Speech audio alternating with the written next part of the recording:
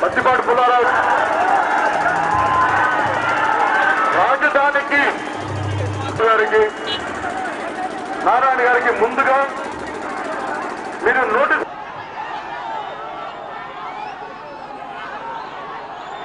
ఓకేనా? కాకపోతే ప్రభుత్వాన్ని ఎవరు దక్షతగా ముందుకు తీసుకెళ్లగలరు అనుకున్నప్పుడు నా మద్దతు మోడీ గారికి చంద్రబాబు నాయుడు గారికి నా మద్దతు ప్రకటించాను. పోటీ చేయలేక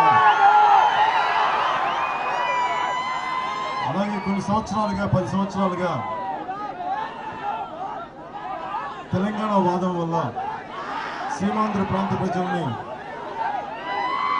చంద్రశేఖరరావు గారు తిడుతున్నా కానీ నేను ఎందుకు భరించానంటే ఒక మాట అంటే తిరిగి పాలకులు చేసిన తప్పులకి రాజకీయ నాయకులు చేసిన తప్పులకి ప్రజలు అటు తెలంగాణ ప్రాంత ప్రజలు కానీ ఇటు సీమాంధ్ర ప్రాంత ప్రజలు కానీ ద్వేషం రాకూడదు అనే ఒకే ఒక కారణం రాష్ట్రాన్ని విడగొట్టినప్పుడు కూడా నేను బయటికి రాలేదు. కాకపోతే ఎలాంటి పరిపాలన కావాలనుకున్నప్పుడు పరిపాలన అనుభవం ఉన్న చంద్రబాబు నాయుడు గారికి నేను మద్దతు ప్రకటించాను. ఈ క్షణానికి కూడా ఈ రోజుకి ఇప్పటికీ కూడా నాకు ఐడెంటిటీ కావాలి. రాజధాని ప్రకటించినప్పుడు మీరు చూసే ఉంటారు, ఒక్కసారి ప్రభుత్వం ఏర్పడ్డాక నేను ఎప్పుడు బయటికి రాలా, అవసరం లేదు. ముఖ్యమంత్రి గారు ఉన్నారు, మెంబర్ ఆఫ్ పార్లమెంట్స్ ఉన్నారు, ఎమ్మెల్యేలు ఉన్నారు, ప్రభుత్వ కార్యకర్తలు ప్రజల సమస్యలు వాళ్ళు తీరుస్తారు.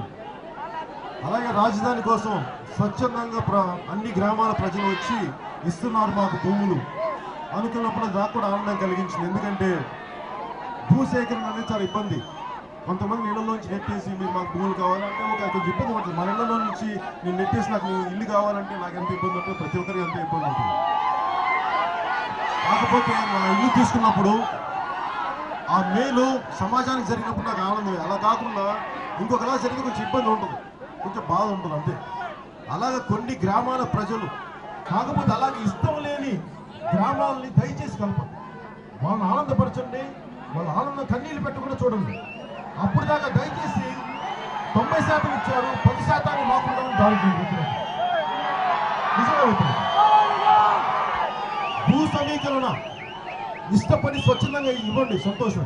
కానీ భూసేకరణ చట్టం అని చెప్పి చిన్న కమత రైతుల్ని, సెంటు భూమున్న రైతుల్ని, అరెకరం భూమున్న రైతుల్ని చేస్తే నాకు ఈ రోజున రాష్ట్రం ఎందుకు విడిపోయింది? నిజంగా తెలంగాణ ప్రాంతంలో ఎస్సీజెడ్ల పేరు మీద చాలా విచిత్రంగా ఒక అవినీతి జరిగింది. అక్కడ చాలా మంది కోపం ఉంది. అక్కడ అది రకరకాలుగా వెళ్ళి అది ఆఖరికి తెలంగాణ వాదం కింద అయిపోయింది. అది యాక్చువల్గా లోపల చూస్తే అన్యాయానికి, పొలిటికల్ కరప్షన్కి మీద ఉన్న కోపం అది తెలంగాణ రూపంలో వచ్చింది. మన రాష్ట్రం వస్తే మనకి బెటర్ ఉంటుంది, మన పాలకులు చేస్తారు. చూద్దాం చంద్రశేఖరరావు గారు ఏం చేస్తారో చూద్దాం.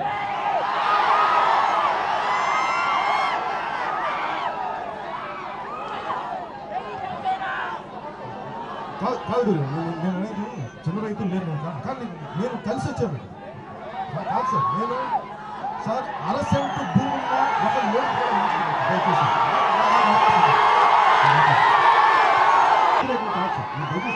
లేకపోతే స్వచ్ఛందంగా ఎందుకు వస్తాను?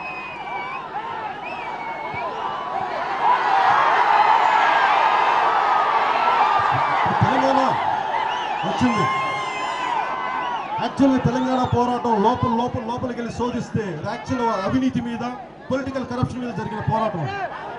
సో దాని పట్ల ప్రతి ఒక్కరు బాధ్యత వహించాలి. లేకపోతే మళ్ళీ తెలంగాణ లాంటి పోరాటం అది ఇంకొక రకమైన పోరాటం అది. దానికి అందరూ కొంచెం జాగ్రత్తగా మనం ఆలోచించాలి, ప్రతి ఒక్కరు బాధ్యత తీసుకోవాలి.